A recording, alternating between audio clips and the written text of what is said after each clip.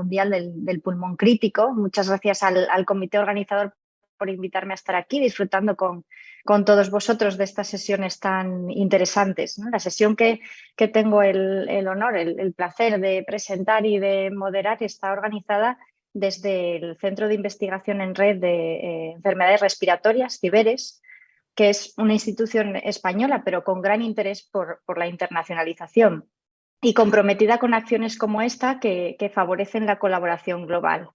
En ese sentido, pues, CIBERES tiene una misión que es generar conocimiento en el campo de la patología respiratoria mediante la colaboración y la interacción, la interrelación entre diferentes grupos de investigación de todo el mundo y también entre diferentes perfiles profesionales en el campo de la investigación, perfiles más básicos y más clínicos, con el fin último de trasladar ese conocimiento generado a la sociedad, ¿no? Para su beneficio directo. CIBERES tiene además un programa de formación especialmente dedicado a fomentar el interés por la investigación biomédica en enfermedades respiratorias entre el personal investigador más joven, que se encuentra en etapas más precoces de su desarrollo profesional. Como coordinadora de ese programa de formación estoy especialmente orgullosa del nivel de las charlas que voy a presentar a continuación, que nos trasladan resultados científicos de gran impacto y de gran interés en nuestro ámbito, de la mano de investigadoras muy jóvenes que tienen aún por delante una gran proyección y un gran futuro profesional. Sin más, bueno, pues espero que sean de interés para toda la audiencia y doy paso a la primera de las ponentes, que es Marta Godoy González, del Grupo de Investigación Translacional en el Enfermo Crítico del Hospital Parc Taulí, en Sabadell. Y su charla se titula Fenotipos cognitivos en pacientes críticos COVID-19, diferencias entre cognición subjetiva y objetiva. Cuando quieras, Marta. Que voy a presentar hoy sobre los fenotipos cognitivos, el fenotipo cognitivo del paciente crítico por enfermedad de COVID-19 y más concretamente hablaré sobre las diferencias entre la cognición objetiva y subjetiva en este tipo de población clínica. Bueno, antes de empezar quería comentar qué puntos iremos recorriendo a lo largo de esta presentación. Para empezar y un poco a modo de introducción haré un breve repaso sobre lo que significa el síndrome post-cuidados intensivos. Me centraré sobre todo pues, a continuación en la parte de las secuelas cognitivas en este tipo de paciente. Daré una pequeña pincelada sobre COVID-19 y cognición y por último explicaré algunos de los resultados que hemos encontrado en el proyecto PICS COVID-19, sobre todo en la parte de los resultados cognitivos. Vale, bueno, como comentaba, empezaré explicando un poco en qué consiste el síndrome post-cuidados intensivos. El síndrome post-cuidados intensivos es un conjunto de síntomas físicos, emocionales y cognitivos que pueden aparecer en el paciente crítico tras el alta de la UCI. Estos síntomas están muy relacionados con la propia enfermedad crítica y su manejo y pueden persistir desde meses hasta años después del alta. Estas secuelas pueden ser de nueva aparición o empeorar sintomatología que existía previamente a ingresar en la UCI y que obviamente tiene un impacto importante en la calidad de vida de los pacientes, así como la de sus familiares. Comentar brevemente que los síntomas más característicos en cuanto a los síntomas emocionales, estaríamos hablando de ansiedad, de depresión y de estrés postraumático. Entre los síntomas físicos encontramos la debilidad muscular adquirida y en cuanto a los síntomas cognitivos, profundizaré más en las próximas diapositivas. Vale, bueno, quería pues sobre todo explicar un poco más en qué consistían estas secuelas cognitivas en los pacientes críticos. Y lo que hemos visto es que en estudios anteriores se han descrito unas prevalencias en torno a un 50 hasta un 80% de alteración cognitiva en el paciente crítico desde que salen de la UCI hasta los 6 meses. Sí que es verdad que estas secuelas suelen ir mejorando a lo largo del tiempo, pero entre un 30 y un 40% de los pacientes pueden llegar a cronificarlas. Esto, como comentábamos anteriormente, pues impacta de forma importante en la vida de los mismos y influyendo pues, en la vuelta al mundo laboral y supone una serie de costes económicos tanto a nivel personal como médico. Así un poco a modo de explicación de los factores de riesgo que pueden influir en el desarrollo de las secuelas cognitivas en el paciente crítico, porque realmente los mecanismos fisiopatológicos de la PICS todavía no están claros, pero sí que se han encontrado algunos factores de riesgo que pueden que están relacionados con este desarrollo de estas secuelas cognitivas. Encontramos los factores predisponentes, como el tener mayor edad, el grado de severidad de la enfermedad, el deterioro cognitivo previo, y por otra parte tenemos una serie de factores precipitantes. Uno de ellos, el más robusto de ellos, el que más evidencia se ha encontrado, es el delirium o síndrome confusional agudo, pero también la presencia de ventilación mecánica invasiva, la duración de la estancia en la UCI, los niveles de glucosa en sangre, haber sufrido hipoxia, shock, sepsis o el síndrome de distrés agudo respiratorio.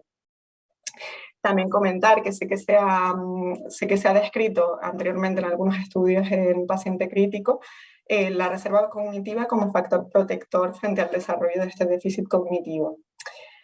Bueno, explicar un poco en qué consiste la reserva cognitiva. Se trata de un constructo neuropsicológico que se refiere un poco a la capacidad que tiene el cerebro para compensar las lesiones producidas pues, por un daño cerebral, por ejemplo, por enfermedades neurodegenerativas o incluso por el propio daño o el propio deterioro ocasionado por la edad.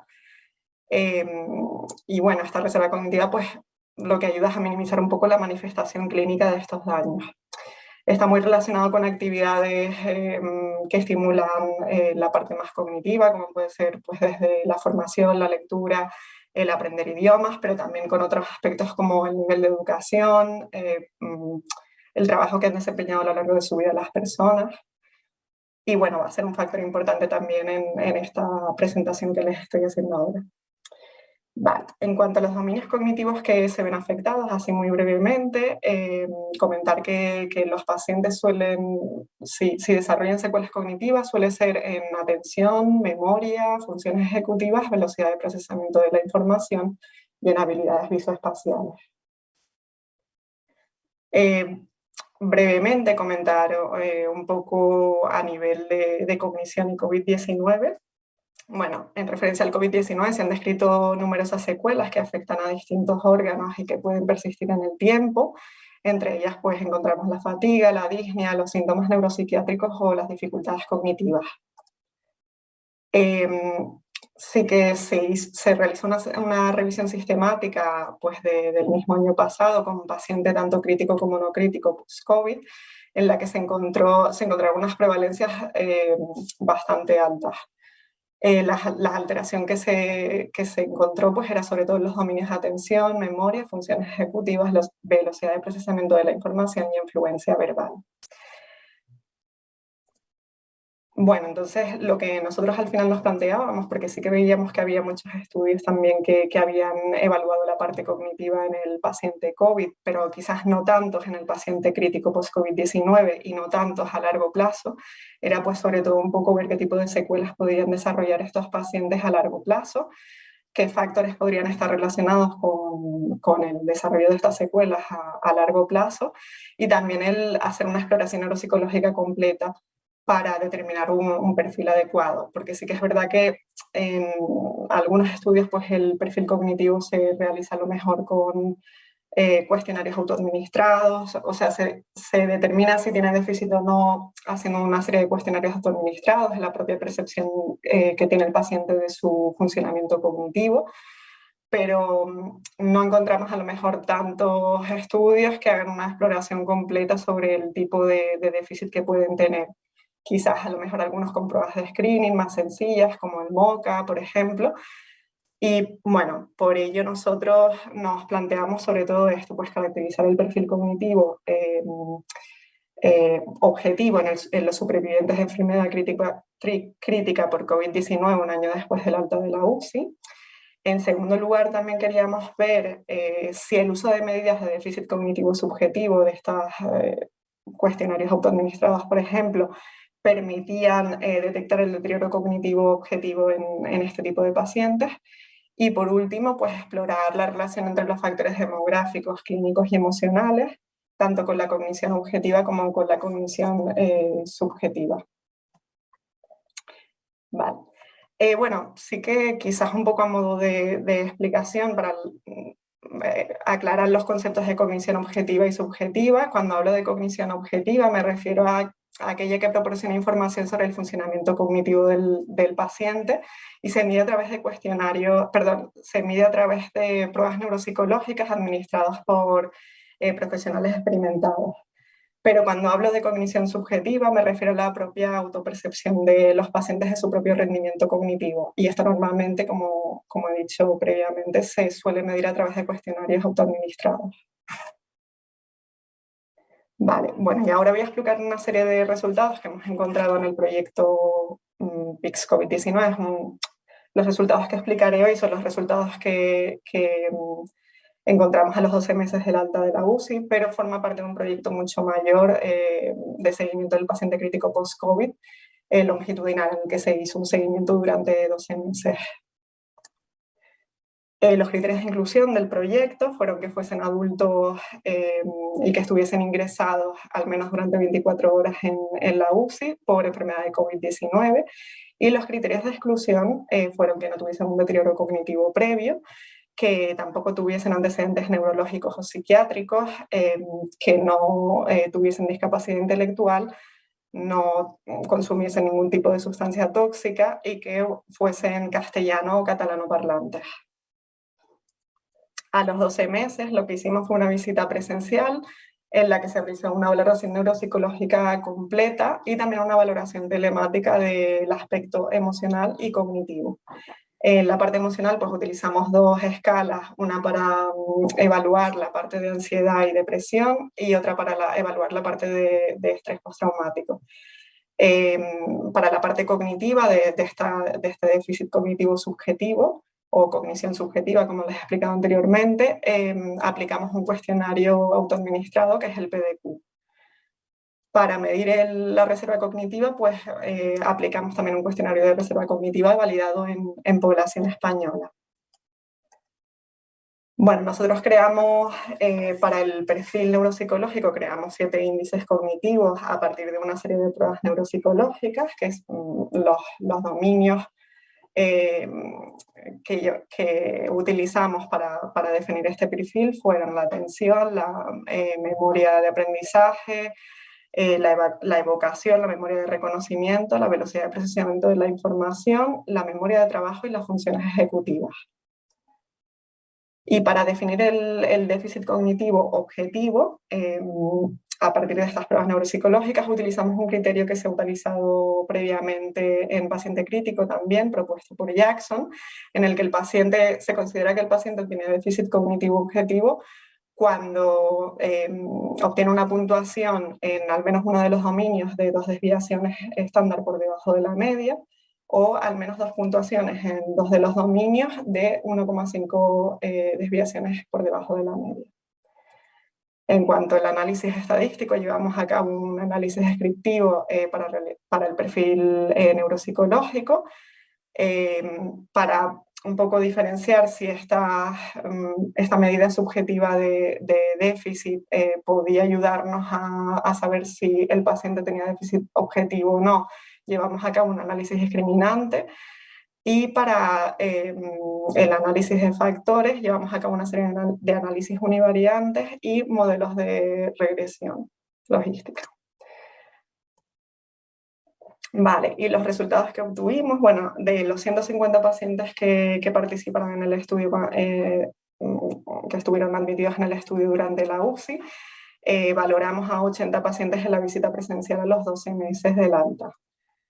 El 68% de estos pacientes eran hombres y el 31% mujeres, con una mediana de edad de 60 años, un porcentaje de 61% de ventilación mecánica invasiva, también la mediana de reserva cognitiva fue de 11, que se considera como un nivel medio alto, y el síndrome confusional o delirium fue de un 41% en nuestros pacientes.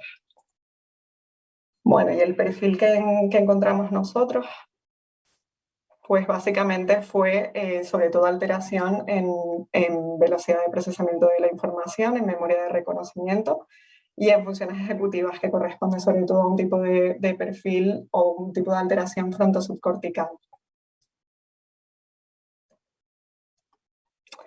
Vale, bueno, los síntomas en cuanto a los síntomas cognitivos, encontramos que un 30% de los pacientes evaluados a los 12 meses tras el alta de la UCI post-COVID-19 sufrieron déficit cognitivo objetivo, mientras que el 27,5% percibía que a nivel cognitivo pues no estaba tan bien.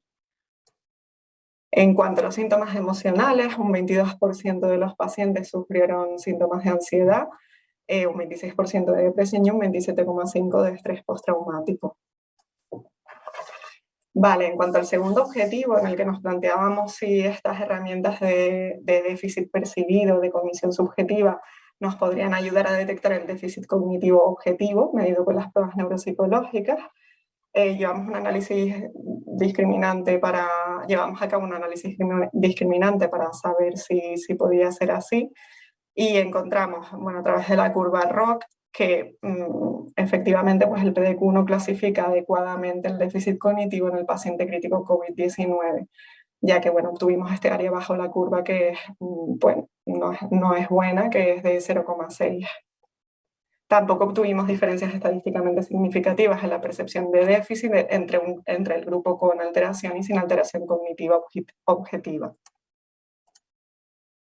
Y en cuanto al análisis de factores, encontramos que solamente cuando analizábamos los factores en relación a la cognición objetiva, encontramos que en el screening de factores solamente la edad y el nivel de reserva cognitiva eran estadísticamente significativos, pero únicamente en el modelo de regresión logística la reserva cognitiva era significativa. En cuanto al screening de factores en relación a la cognición subjetiva, encontramos pues esto, el género, la edad, la sintomatología emocional como estadísticamente significativa, pero bueno, en el modelo de regresión únicamente el género, concretamente el ser mujer, y los síntomas de estrés postraumático fueron predictores de percibir un peor déficit cognitivo. Vale, bueno, un poco para comparar con estudios previos, con la literatura previa encontrada y este estudio que hemos realizado, el perfil que encontramos nosotros pues ya se ha descrito previamente realmente en el paciente crítico, tanto a corto como a largo plazo, y también el porcentaje que hemos encontrado a largo plazo pues coincide o va en línea con los resultados de la literatura. Sí que es verdad que los resultados a veces son un poco heterogéneos, pero es más por diferencias metodológicas, como comentaba al principio, pues que a veces se utilizan una serie de pruebas diferentes, a veces se usan test de screening, a veces se usan pruebas neuropsicológicas más completas o incluso a veces simplemente cuestionarios para ver cómo percibe el paciente su propio déficit. Pero bueno, podemos ver que en uno de los estudios más robustos, pues bastante parece similar el déficit encontrado a los 12 meses también. Y bueno, sí que es verdad, esto es en paciente no COVID. En paciente COVID, en el momento en el que hicimos la revisión, se obtuvo un porcentaje muy bajito de alteración cognitiva a los 12 meses, pero también hay que tener en cuenta que con estas pruebas de screening, como es el MoCA, pues quizás no detectan también el déficit cognitivo como unas baterías neuropsicológicas completas.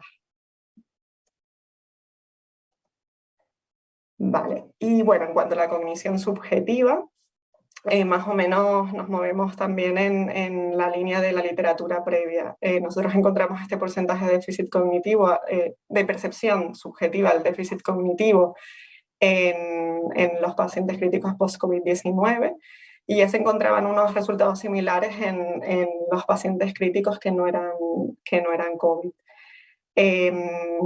Luego, en otro de los estudios de COVID-19 se encontró un porcentaje un poco menor.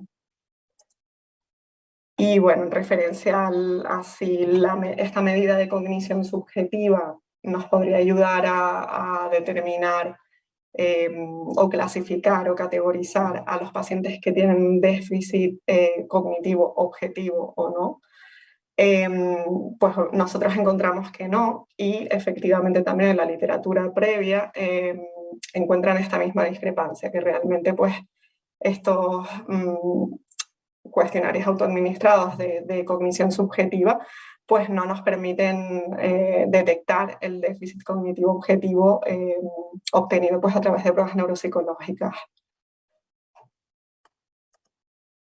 Y bueno, por último, en cuanto a la relación con los factores clínicos y demográficos, que era el último objetivo que queríamos explorar,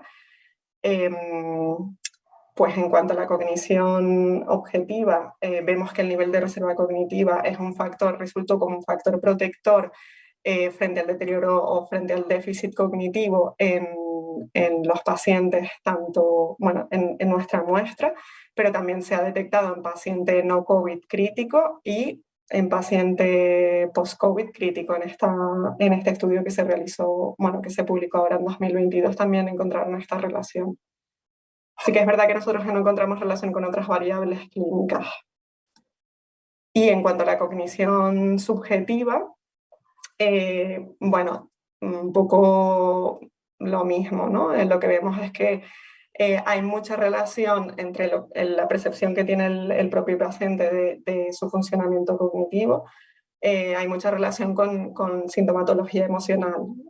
Nosotros sobre todo pues encontramos esta relación con la sintomatología de estrés postraumático y hemos comprobado también en la literatura previa que pasa lo mismo, que estas medidas de percepción subjetiva del déficit suelen estar muy, muy relacionadas con la parte más emocional.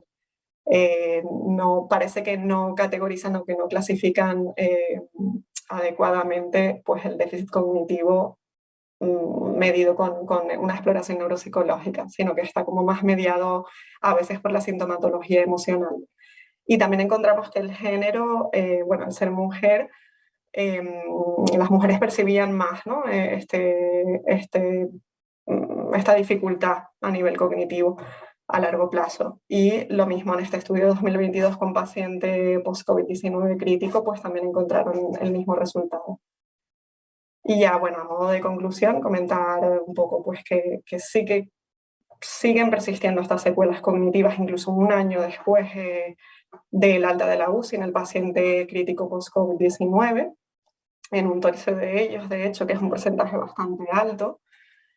Que el perfil cognitivo que hemos encontrado pues, se trata más de una afectación de tipo fronto-subcortical, en la que sobre todo prevalecen las dificultades en velocidad de procesamiento de la información, funciones ejecutivas y memoria de reconocimiento, que, como comentaba previamente, los cuestionarios de percepción subjetiva de déficit no detectaron adecuadamente el déficit cognitivo objetivo, que solamente el nivel de reserva cognitiva resultó ser un factor protector contra el desarrollo de déficit cognitivo en los supervivientes UCI por enfermedad de COVID-19 y que el género, el ser mujeres y los síntomas de estrés postraumáticos resultaron factores predictores de una peor percepción de déficit. Y bueno, pues muchísimas gracias por la atención. Hola, como ha dicho Laura, soy Aina, soy estudiante predoctoral en el Instituto de Investigación e Innovación del Parc Taulí y hoy os voy a explicar algunos de los resultados que hemos obtenido hasta el momento del proyecto que Laura ha nombrado. Primero de todo, la sepsis es una respuesta inmunitaria desregulada a una infección que conduce a una disfunción orgánica, pero principalmente afecta a los pulmones, causando el síndrome de distrés respiratorio agudo, el cual está asociado a una tasa de mortalidad del 40%. Y además su elevada heterogeneidad biológica, la que muestran sus pacientes o los pacientes que lo sufren, es una de las principales causas por lo que no tiene un tratamiento definitivo. Las células mesenquimales han estado propuestas como una estrategia terapéutica para la cura de este síndrome debido pues, a su efecto terapéutico en la inflamación y en la regeneración del tejido, pero sobre todo se ha puesto especial interés en su acción paracrina, la cual no solo es mediada por citoquinas o factores de crecimiento, sino también por la secreción de vesículas extracelulares. las cuales también han estado propuestas muchas veces como una opción muy útil para la customización del tratamiento y del diagnóstico de la RDS. Además, se cree que la administración de estas vesículas podría digamos, solventar algunos de los problemas que están asociados al trasplante de células vivas. Aún así, la producción y el aislamiento de estas vesículas también es actualmente difícil, presenta todavía algunos problemas, por lo que se han desarrollado una serie de estrategias para modificar estas vesículas extracelulares o bien modificar las células que las secretan para aumentar un poco, ¿no?, su efecto terapéutico, o bien también mejorar la reproducibilidad de su aislamiento. Además, también el rápido avance de la ciencia de los materiales y la nanotecnología ha hecho que una de las estrategias también para mejorar, digamos, el efecto de estas vesículas ha sido el desarrollo de una serie de nanocarriers sintéticos que son una herramienta muy versátil, ya que se puede modificar su material, su medida, su superficie, su forma, ¿no? Y son una buena herramienta para imitar, ¿no?, esta actividad natural de las vesículas extracelulares. Por tanto, el objetivo principal de nuestro proyecto es el desarrollo de una nueva terapia innovadora para el tratamiento de la RDS inducido por la sepsis, el cual consiste en imitar la actividad o el mecanismo paracrino de las células madre mesenquimales usando nanocarriers sintéticos, los cuales contendrán en su interior algunos de los componentes responsables del efecto terapéutico de las vesículas extracelulares. Entonces, para llevar a cabo este proyecto hay una serie de objetivos específicos que vamos a ir enumerando poco a poco. Estos tres últimos, bueno, los resultados que tenemos aún no son del todo concluyentes, por tanto vamos a explicar sobre todo los resultados obtenidos en los tres primeros, estos dos primeros.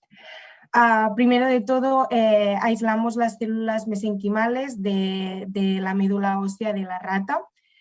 Como ya hemos dicho anteriormente, existen algunas estrategias para mejorar el efecto de estas vesículas, y una de ellas es la preestimulación de las células que las secretan. Y en este caso, nosotras lo que hicimos fue tratar unas células con medio normal, y otras de ellas fueron pretratadas con lipopolisacárido de bacteria para someterlas a un ambiente séptico, digamos. A partir de su sobrenadante obtuvimos dos poblaciones diferentes de vesículas extracelulares, las cuales las vamos a llamar control y LPS. Estas fueron cuantificadas por Nanosite, y esto permitió demostrar que el tratamiento o el precondicionamiento de estas células con lipopolisacárido permitía aumentar su actividad paracrina, ya que el número de vesículas que estas secretaban era mucho mayor que en el caso de las no precondicionadas. Y además también estas fueron caracterizadas por microscopía electrónica y por Western blot. Para poder determinar el efecto que estas vesículas tenían sobre la lesión pulmonar aguda, utilizamos un modelo ya establecido en nuestro grupo basado en la instilación intratraqueal de 2 hits. A las 0 horas instilamos ácido clorhídrico, y al cabo de 2 horas lipopolisacárido, y al cabo de las 9 horas después del daño administramos o bien los exosomas control, los LPS, o bien salino en el caso de los animales control. Y al final, al cabo de 72 horas, los animales fueron sacrificados. El peso de los animales fue monitorizado durante todo el experimento y al final se pesaron los pulmones de cada uno de ellos. Se obtuvieron muestras de lavado bronquialveolar y también de tejido de pulmón. Por lo que respecta la variación en el peso de los animales, se ve que todos los grupos siguen un patrón bastante parecido, aunque aquellos que fueron tratados con ambos tipos de IBIS mostraban una mayor atenuación de la pérdida de peso y una mejor recuperación al cabo de las 72 horas en comparación con aquellos animales que fueron dañados y no tratados. Y lo mismo observamos con el peso del pulmón, que es un signo de daño pulmonar, ¿no? Observábamos que los animales que eran dañados pero no tratados tenían o mostraban un aumento significativo en la ratio entre el peso del cuerpo y el peso del pulmón. Y este aumento se había revertido en aquellos animales que fueron tratados. Uno de los hallmarks de la lesión pulmonar aguda o de la RDS es la permeabilidad pulmonar, la cual en el laboratorio la analizamos a partir de la cuantificación de la proteína total en el lavado broncoalveolar o bien también a partir de la infiltración celular.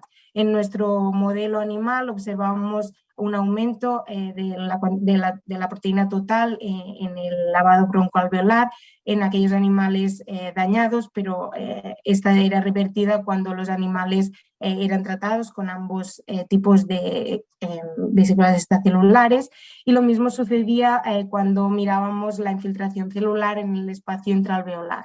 Observábamos que este era aumentado en los animales lesionados, pero disminuía cuando los animales eran tratados. Aún así, cuando observábamos de forma específica la proporción de neutrófilos que habían en el lavado broncoalveolar, observábamos que solo aquellos animales tratados con exosomas o vesículas extracelulares provenientes de células mesenquimales pretratadas con lipopolisacárido presentaban una reducción significativa en la proporción de neutrófilos en el espacio intraalveolar. Por lo que respecta a la inflamación en el tejido pulmonar, medimos la expresión de dos citoquinas proinflamatorias, como son la IL-1 beta y la IL-6, y dos factores necesarios o mediadores para el reclutamiento de los monocitos y de los neutrófilos. Todos ellos seguían un patrón muy parecido, todos ellos mostraban una expresión significativamente incrementada en los animales con lesión pulmonar y no tratados, y todos ellos revertían su expresión en ambos tipos o en ambos grupos de animales tratados con las vesículas extracelulares. Y en el caso de la inflamación en los macrófagos que encontrábamos en el lavado broncoalveolar, sucedía un poco lo mismo, ¿no? Encontrábamos un ambiente antiinflamatorio cuando los animales eran tratados con estas vesículas extracelulares, tanto en el caso del IL-1 beta, y además también observábamos una mayor expresión de dos marcadores específicos para el fenotipo M2 de los macrófagos. Sin embargo, cuando nos fijamos en el mediador de reclutamiento que es necesario para el reclutamiento de neutrófilos, observamos otra vez que solo aquellos animales tratados con vesículas extracelulares de células pretratadas mostraban una reducción significativa en la expresión de este mediador, lo cual podría reforzar el anterior resultado obtenido que estos animales también mostraban una menor proporción de neutrófilos en el espacio intraalveolar. Otro de los objetivos importantes que hemos desarrollado es la producción y la caracterización de los nanocarriers que vamos a usar en un futuro para como digamos, el delivery de los componentes que sean seleccionados para poder administrarlos, ¿no? Toda la información sobre la caracterización y la producción de estos nanocarriers fue publicada este año en este artículo que veis aquí, así que si alguien quiere profundizar más en el tema, pues aquí lo tiene, pero yo os voy a presentar algunos de los resultados más relevantes. Producimos dos tipos de nanocápsulas diferentes juntamente con el grupo de LICMAP de la Universidad Autónoma, de la doctora Ana Roig, dos tipos de nanocápsulas que se diferenciaban en la carga superficial. Unas eran cargadas negativamente y las otras positivamente. Fueron caracterizadas tanto su tamaño medio como su morfología esférica por microscopía electrónica y por DLS, ya que era muy importante para nosotros que tuvieran unas características muy similares a las vesículas extracelulares que queremos imitar. Además, también observamos que su estabilidad coloidal no variaba cuando eran redispersadas en cualquiera de los medios de cultivo que íbamos a usar para los siguientes experimentos, ni tampoco en el sobrenadante de lavado broncoalveolar. Y además también observábamos que su diámetro no variaba cuando estas eran emmagazemadas a menos 80 grados. Además también estas demostramos que no presentaban efectos citotóxicos ni en células alveolares de tipo 2, epiteliales alveolares de tipo 2, ni en macrófagos, aún poniéndolas o aún tratando estas células a concentraciones bastante elevadas. Y otra de las cosas que también estudiamos fue su capacidad por ser fagocitadas, también por parte de los macrófagos y por parte de las células epiteliales. Observábamos algunas diferencias entre ambos tipos de nanocápsulas, pero ambas eran fagocitadas de forma eficiente y bien rápidamente por ambos tipos de células. Además, sí que también estudiamos la capacidad de estas de retenerse en el interior de las células. Sí que observamos una diferencia bastante significativa entre ambos tipos de nanocápsulas, pero igualmente ambas tenían capacidad de acumularse en el interior, tanto en macrófagos como en células epiteliales. Y estas también fueron administradas in vivo en ratas mediante dos tipos diferentes de administración. Estas fueron por instilación intratraqueal o bien por la vena de la cola. Y observamos que solo aquellos animales que fueron administrados por vía intratraqueal mostraban retención de estas nanocápsulas en todos los lóbulos del pulmón, a diferencia de los animales que fueron administrados intravenosamente, que al cabo de 1 hora después del tratamiento no mostraban nanocápsulas en el tejido pulmonar. Y finalmente, por citometría de flujo, pudimos demostrar también que la capacidad de ser fagocitadas tanto por células epiteliales alveolares como por monocitos también sucedía cuando estas eran administradas in vivo al cabo de 24 horas. Así que para concluir podemos decir que el hecho de preestimular las células mesenquimales con lipopolisacárido aumenta y mejora su actividad paracrina mediante un aumento del número de vesículas extracelulares que producen. Podemos decir que las vesículas extracelulares secretadas por las células madre mesenquimales administradas en un modelo de lesión pulmonar aguda permiten mejorar la permeabilidad pulmonar y la inflamación, pero el hecho de pretratarlas hace que sus vesículas extracelulares presenten un mayor efecto inmunomodulador, reduciendo la infiltración de neutrófilos en el espacio intraalveolar.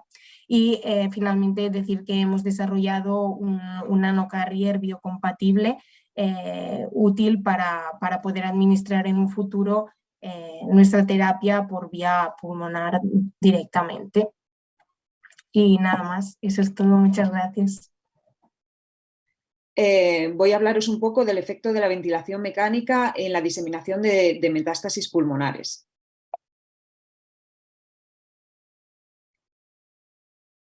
Vale, ya se sabe desde hace tiempo que las células pulmonares son mecanosensibles. Esto quiere decir que son capaces de sensar el estrés mecánico que sienten en cada respiración, pero no solo a nivel fisiológico, sino también en otros contextos, como pueden ser las presiones positivas de un ventilador mecánico o los cambios en la rigidez del parénquima pulmonar debido a una patología existente.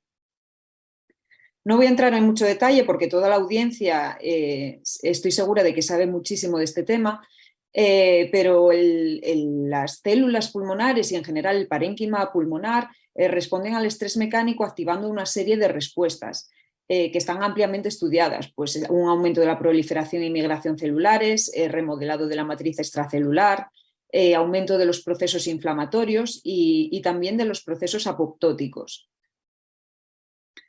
Pero no nos quedemos ahí. No solo las células pulmonares son mecanosensibles, sino que todas las células son mecanosensibles.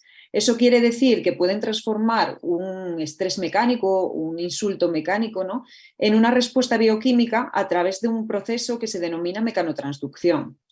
A nivel de la membrana celular, vamos a encontrar a una serie de moléculas mecanosensibles, entre las que podemos encontrar pues, integrinas, factores de crecimiento, canales iónicos dependientes de estrés mecánico, que lo que van a hacer es transmitir ese estrés mecánico al interior celular. Y aquí lo que vamos a encontrar es un cambio en las dinámicas y en la estructura del citoesqueleto que acabará transmitiendo ese impulso mecánico hasta el núcleo. La propia membrana nuclear es un mecanosensor que lo que va a hacer además es inducir unos cambios conformacionales en la lámina nuclear subyacente, que lo que va a inducir, precisamente lo comentaba Guillermo en una de las charlas anteriores, va a inducir un aumento de la rigidez de esta membrana nuclear, que además está conectada físicamente a la cromatina subyacente. De tal manera que en último término lo que vemos es una reorganización de esta cromatina y cambios en el patrón de expresión génica. Todos estos cambios que vemos a nivel del núcleo, el fin último es proteger al propio núcleo y a todo ese material genético que tiene en su interior, pues de ese estrés mecánico, ¿no? Lo que os enseño en esta imagen es una inmunofluorescencia hecha en unas células que han sido sometidas a estrés mecánico. Lo que está teñido de rojo es marcaje de HP1 gamma, que es un marcaje de daño en el DNA. Lo que nos muestra precisamente ese impacto directo sobre el núcleo de las células. Todos estos procesos de los que venimos hablando, pues la activación de procesos inflamatorios, de remodelado de la matriz, de aumento de la migración celular, si a cualquiera de los que están escuchando ahora le preguntara, casi todos me responderíais lo mismo. Son estos procesos que se activan en respuesta al daño inducido por ventilación mecánica, al Billy. Sin embargo, si le preguntara lo mismo a un biólogo celular, me diría, estamos hablando de metástasis. Y es que ahí está el quid de la cuestión. En ambos casos se activan mecanismos que son esencialmente los mismos. Debido a esto, nos empezamos a preguntar qué ocurriría si aplicáramos estrés mecánico a células tumorales. Para responder a esta pregunta desarrollamos 3 modelos. Un primer modelo in vitro de estiramiento equibiaxial en el que estirábamos células de melanoma. Un segundo modelo in vivo en el que a los ratones les inyectábamos vía yugular células de melanoma y a las 2 semanas, cuando los implantes en el pulmón ya eran visibles macroscópicamente, randomizábamos, aleatorizábamos estos animales a ventilación mecánica o a respiración espontánea. Y 2 semanas más tarde los sacrificábamos para estudiar la diseminación metastásica. El tercero de los modelos lo realizamos en pacientes, fue un estudio retrospectivo para analizar el impacto de la ventilación mecánica en la diseminación de metástasis. Y además, en un reducido número de pacientes, conseguimos muestras en 2 puntos del tiempo. Una primera muestra cuando se realizaba la biopsia para poder determinar el tumor y realizar los estudios histológicos correspondientes, y la segunda muestra la recogíamos en el momento de la resección quirúrgica, parte de esa pieza quirúrgica que se extraía durante el momento de la cirugía, ¿no? La idea era comparar las 2 muestras de células cancerígenas en un primer momento en que no habían sido sometidas a ventilación mecánica, pues era el momento de la biopsia, y un segundo momento que con la resección quirúrgica, inherentemente durante la cirugía, es necesario ese uso de ventilación mecánica y por tanto la muestra obtenida sí que había sido estresada mecánicamente. De manera muy breve os cuento un poco los resultados del modelo in vitro. Lo que observamos es que el estrés mecánico, ese estiramiento equibiaxial, inducía un aumento significativo de la capacidad invasiva de las células a través de cámaras de matrigel. Del mismo modo, en el modelo in vivo con animales, lo que observábamos es que los animales que habían sido sometidos a ventilación mecánica mostraban un aumento significativo en las metástasis a distancia que encontrábamos en diferentes órganos. Y por último, en el modelo retrospectivo en pacientes, aquí os muestro 2 diagramas. El diagrama de la izquierda es un modelo de Markov con 4 estados: diagnóstico, ventilación mecánica, metástasis y muerte. Y lo que se muestra es la distinta posibilidad de transición entre estados. Aplicamos un modelo multiestado que tiene en cuenta las covariables dependientes de tiempo y también los eventos competitivos. Y el ancho de estas barras lo que nos muestra es la probabilidad de transición entre cada estado. De tal manera que en este gráfico lo que estamos viendo es que la probabilidad de desarrollar una metástasis tras la ventilación mecánica es mucho mayor que la probabilidad de desarrollarla si ese evento de ventilación mecánica no ha tenido lugar. De manera mucho más simple, en el diagrama de la derecha lo que vemos es la probabilidad de desarrollar una metástasis en función del tiempo. La línea azul corresponde a aquellos pacientes que no han sido sometidos a ventilación mecánica, mientras que la roja son aquellos pacientes que sí han sido sometidos a ventilación mecánica. El hazard ratio general es de 5 y lo que nos muestra es que la probabilidad de desarrollar una metástasis es significativamente mayor en aquellos pacientes en los que se han sometido a un proceso de ventilación mecánica previo.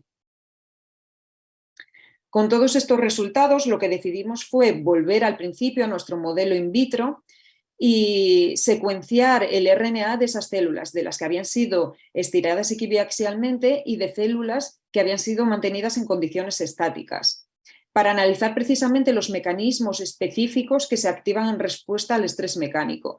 Y lo que vimos fue que aquellas células que habían sido sometidas a estrés mecánico presentaban una sobrerepresentación de aquellas rutas que estaban relacionadas con el colesterol, lo cual en un primer momento nos llamó pues mucho la atención.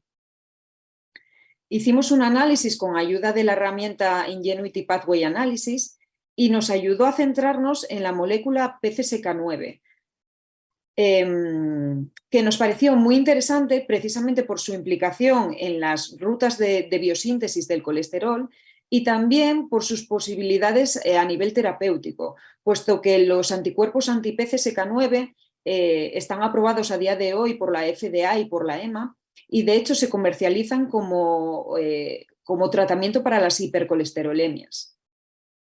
De tal manera que lo primero que hicimos fue comprobar los niveles de PCSK9 en nuestros distintos modelos. De tal manera que tanto en el modelo de estiramiento equibiaxial como en el modelo animal de ventilación mecánica, el estrés mecánico en ambos casos inducía un aumento significativo de los niveles de esta molécula en las muestras. En cuanto a nuestro modelo de muestras en pacientes, lo que comparábamos era en el mismo paciente la muestra de la resección quirúrgica y por tanto aquella muestra que había sido sometida a ventilación mecánica, la comparábamos con su biopsia en la que no había sido sometido a ventilación mecánica. Y en todos los casos veíamos un aumento de los niveles de PCSK9 en la muestra de la pieza quirúrgica. Aquí os muestro a nivel de proteína pues unas imágenes representativas de unas inmunofluorescencias de PCSK9, tanto en ratón como en humano, y ambos en respiración espontánea y por tanto en humanos correspondería a la muestra de biopsia, y de ventilación mecánica, que en la muestra de paciente equivaldría a la pieza quirúrgica. Y en ambos casos vemos que el estrés mecánico efectivamente nos muestra niveles de proteína mucho más altos de PCSK9. De tal manera que las células, cuando las estiramos, en aquellas células en las que tenemos PCSK9 de manera fisiológica, lo que ocurre es que PCSK9 se va a unir al receptor de LDL, de colesterol en las membranas celulares, y va a acompañar a este receptor a los lisosomas para su degradación. De tal manera que estas células lo que van a tener es mucha menor disponibilidad de colesterol y por tanto sus membranas se van a mantener bastante fluidas. Y eso nos permite que esas células se van a extravasar con mayor facilidad a otros tejidos. Sin embargo, las células que han sido tratadas con un anticuerpo anti-PCSK9, como puede ser el alirocumab, lo que va a ocurrir es que estas células van a tener mucha menos disponibilidad de colesterol, por tanto sus membranas van a mantenerse mucho menos fluidas y van a ser más incapaces de extravasarse a otros tejidos. La elasticidad de estas membranas con y sin tratamiento la comprobamos mediante un microscopio de fuerza atómica. Realizamos experimentos adicionales para comprobar pues, el papel del colesterol en la capacidad invasiva de las células, y en todos los casos observamos que un aumento del colesterol disponible, bien sea por su adición de forma exógena o bien sea por el tratamiento con un inhibidor, con un anticuerpo anti-PCSK9, lo que inducía era una disminución en la capacidad invasiva de estas células. Y de la misma manera, en el modelo animal, lo que observábamos era que los animales que habían sido tratados con anti-PCSK9, lo que veíamos era una disminución en las metástasis a distancia en los distintos órganos observados. De tal manera que, bueno, algunas de las cosas que aprendimos con este trabajo es que la mayor parte de las células, si no todas, son mecanosensibles y además modifican su comportamiento en función del estrés mecánico.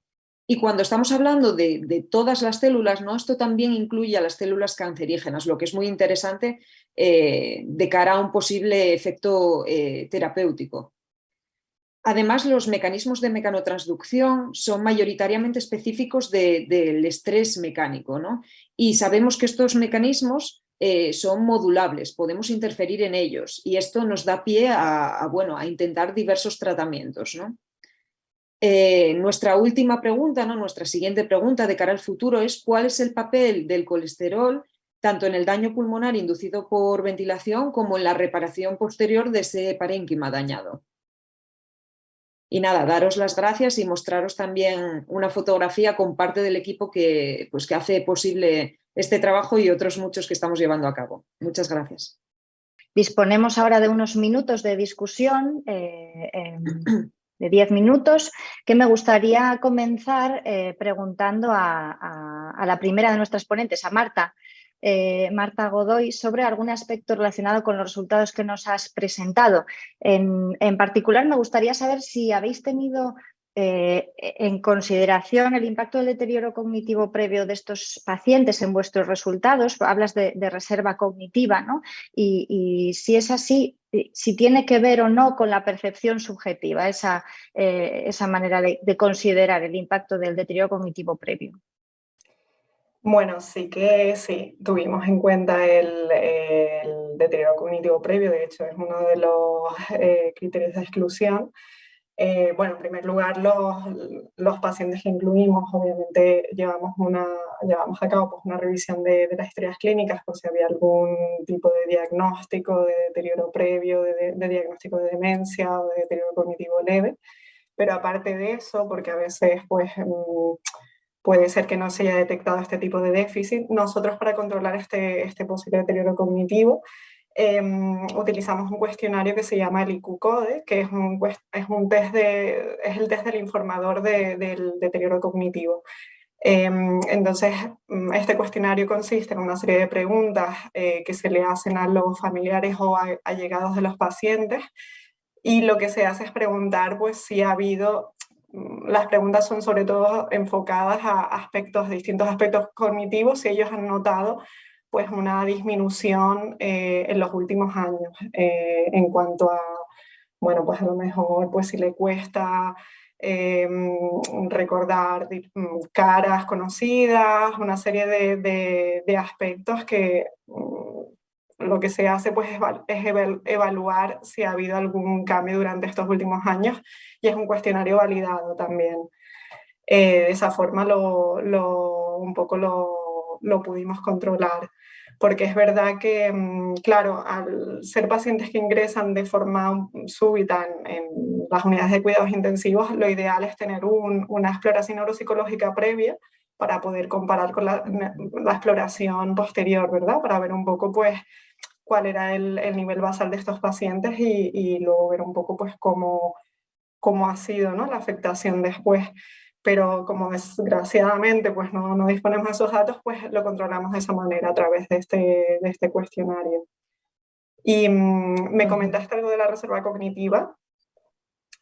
Sí, bueno, pero iba en línea con esto, sí, vale, sí, vale. pero básicamente sí tenía que ver, ¿no?, en la consideración de la reserva cognitiva, bueno, algún factor pues infradiagnosticado de que pudiera haber deterioro cognitivo previo, que bueno, ya me has contestado porque es el test Sí, este que me dices, ¿verdad? sí, porque la reserva Vale, y cognitiva... por otro lado... Ay, perdón. Es ya otro concepto diferente, que es un poco, pues esto, pues más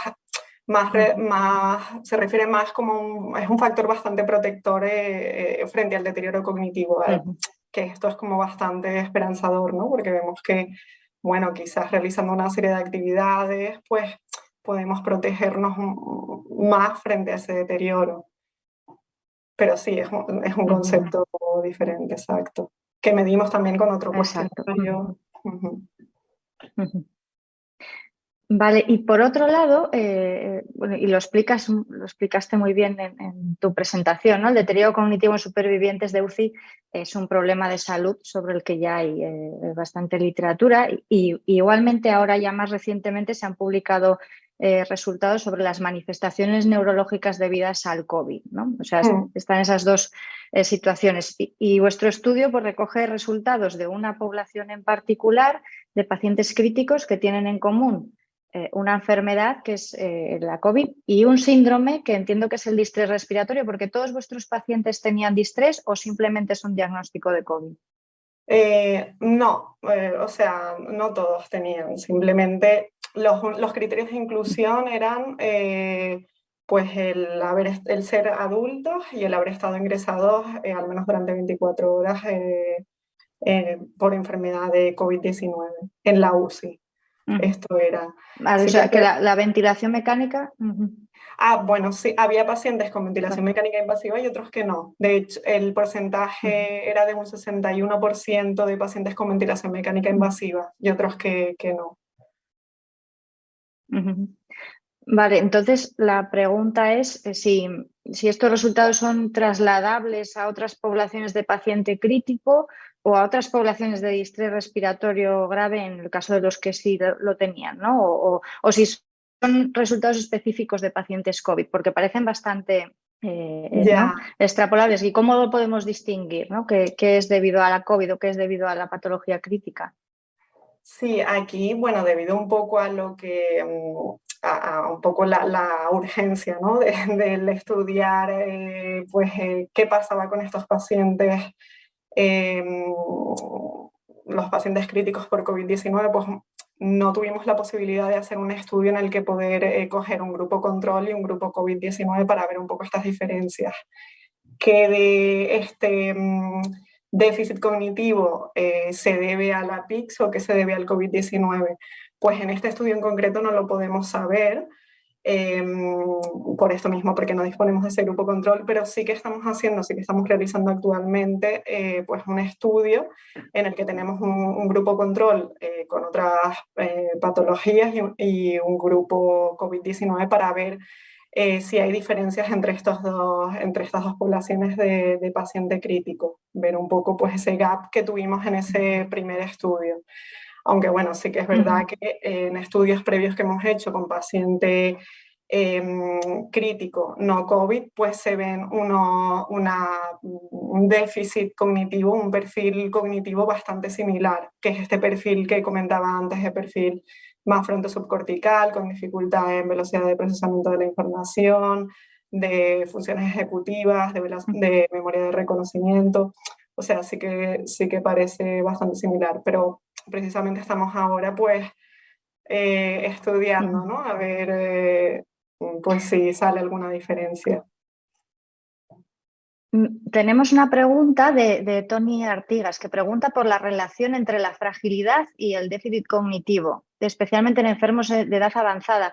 Vuestro estudio era una mediana de edad de en torno a 60 años, si no recuerdo mal, 60 era y una mediana pico. bastante... O sea, normalmente, claro, estamos acostumbrados a...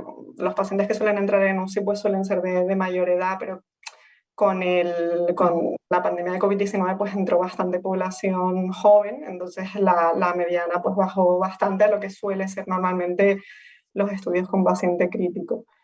Sí que es verdad que la escala de fragilidad pues no la medimos, no la tenemos, entonces no te puedo decir, pero en los estudios que estamos realizando actualmente sí que estamos recogiendo la escala de fragilidad. Gracias, Marta. Bueno, por continuar con el debate con el resto de ponentes, Aina, enhorabuena por tu trabajo. Bueno, pues los resultados son muy interesantes y sin duda muy prometedores, ¿no? En el camino hacia la vehiculación de tratamientos en el distrés respiratorio y también en otras patologías con la creación de nanopartículas y bueno, con el papel de las células mesenquimales, ¿no? Y de las vesículas extracelulares.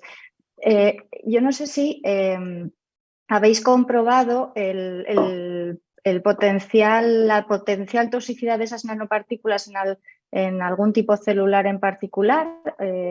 No sé si en algún modelo celular, en algún modelo in vivo. Sí, hemos demostrado que no presentan, o sea, estas no presentan ningún efecto citotóxico ni en células epiteliales alveolares de tipo 2 aisladas de rata, ni en macrófagos alveolares tampoco.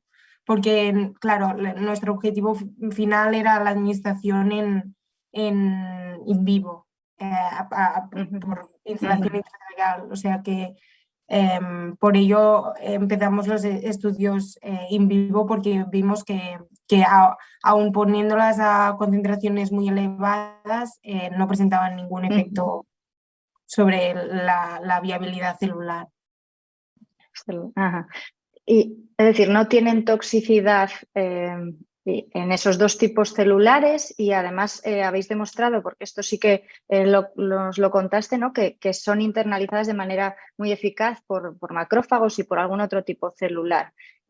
No sé si habéis estudiado si el efecto inmunomodulador de estas vesículas extracelulares de células mesenquimales se debe a algún tipo celular en particular, es decir, que sea posible que los exosomas sean internalizados, por ejemplo, por los macrófagos inicialmente y que eso sea lo que desencadene el efecto inmunomodulador o es un efecto en distintos tipos celulares simultáneamente.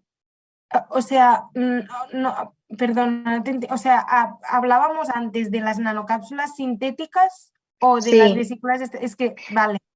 Y ahora estoy hablando de los exosomas, de las células mesenquimales, porque la siguiente pregunta, y lo que me estoy preguntando es si yo ahora quiero hacer una nanopartícula, ¿no? y dirigirla a algún tipo celular en concreto, que mi target sea pues X tipo celular, porque quiero desencadenar un efecto inmunomodulador y simular el efecto de las células mesenquimales, ¿lo puedo hacer? Y tiene sentido hacerlo, porque a lo mejor yo no quiero tener ningún target. Claro, es decir, o sea, el objetivo principal de nuestro proyecto es desarrollar esta terapia que tenga un efecto sobre la inflamación y sobre la regeneración del tejido del pulmón dañado. Entonces, nosotras lo que queremos hacer es analizar o estudiar cuáles son los componentes concretos de las vesículas extracelulares, ya sean proteínas o microRNAs, que son los que principalmente desarrollan este efecto terapéutico. Entonces, nosotros lo que queremos es encapsular en un futuro estos componentes dentro de las vesículas extracelulares sintéticas y administrarlas por vía pulmonar. Entonces, como ya hemos visto que nuestras nanocápsulas, sin necesidad de modificar su cápside o su superficie, estas ya son captadas de forma eficaz tanto por las células epiteliales alveolares como los macrófagos alveolares in vivo. No sé si te he respondido tu pregunta, pero es como, eso es lo que queremos hacer, de hecho, es como utilizar la nanotecnología para imitar el efecto natural de los exosomas que ya tienen como habilidad natural entrar dentro de la célula, ya que tienen un montón de receptores en la superficie y hace que sean internalizados rápidamente, ya que es como algo natural. También pueden atravesar barreras biológicas, que queremos como usar lo positivo de las vesículas extracelulares e imitarlo de forma que nosotros podamos sintetizar algo y incrementar como su efecto terapéutico controlado. Gracias, Aina. Y una última pregunta, ya creo que vamos justos de tiempo para Inés, con esos resultados sobre el cáncer de pulmón. Bueno, dos preguntas rápidas en una. La primera es ¿por qué atribuir al estrés mecánico el efecto, toda la responsabilidad, ¿no?, en la aparición de esas metástasis, cuando sabemos que hay otros factores como la inflamación que pueden favorecer una modificación en el comportamiento de las células tumorales, ¿no? Y la siguiente pregunta es, que va en línea también con otra que nos hace Tony Artigas, ¿qué implicaciones clínicas tiene esto? Es decir, ¿deberíamos pensarnos mucho ahora si ventilar por un procedimiento menor a un paciente con un cáncer de pulmón o más aún? Y esto es lo que pregunta Tony. ¿La ventilación mecánica durante una intervención quirúrgica programada puede activar una neoplasia no conocida previamente? Y con esto ya cerramos. Vale, con respecto a la primera pregunta, la verdad que esa pregunta nos la planteamos durante el estudio y para responderla desarrollamos dos modelos animales más que realmente no los presenté aquí por una cuestión de tiempo, ¿no? Uno de ellos era el mismo modelo de cáncer de pulmón, ¿no?, inyectando las células vía yugular, pero en lugar de la ventilación mecánica lo que hacíamos era una instilación de LPS. Por lo cual inducíamos todos los procesos inflamatorios y demás. Bueno, creo que esto, que ya hemos hablado además en otras charlas de ello, ¿no? Y lo que vimos ahí es que no había diferencias en cuanto a diseminación metastásica. Y luego el segundo modelo, que era para ver si era atribuible al impacto de la ventilación mecánica sobre las células pulmonares directamente o podía tener algún efecto secundario a nivel sistémico, lo que hicimos fue desarrollar un modelo de cáncer. Esta vez, en vez de cáncer de pulmón, era cáncer hepático. Y también sometíamos a esos animales a ventilación mecánica. Y en ese caso, la ventilación mecánica sobre un cáncer que no estaba en el pulmón no tenía ningún efecto a nivel de diseminación metastásica, tampoco veíamos efecto. Por lo cual nos parece bastante claro, ¿no?, además de todos los resultados en células y lo que mostraban pacientes, ¿no?, de que efectivamente es el estrés mecánico directamente sobre la célula lo que está desencadenando todas las respuestas a nivel pues primero de transcripción génica y luego de activación de mecanismos. Y en cuanto a la segunda pregunta, la que planteaba Artigas, yo me temo que sí. Mi respuesta y mi apuesta es que sí. De hecho, no hablé mucho de, más bien nada, ¿no?, de los pacientes que habíamos reclutado para el estudio, pero los pacientes que se reclutaron no eran pacientes